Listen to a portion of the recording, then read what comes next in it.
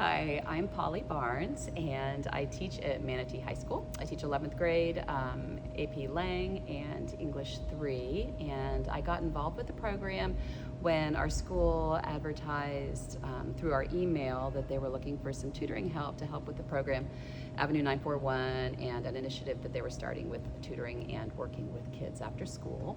So I jumped on that, and I've been working here for a few months now. And just the other day, I was working with a couple of kids.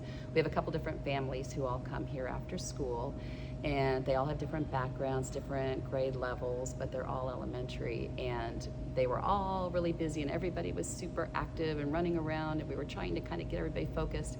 And so we started playing a game, and it was a bingo game, and it was subtraction.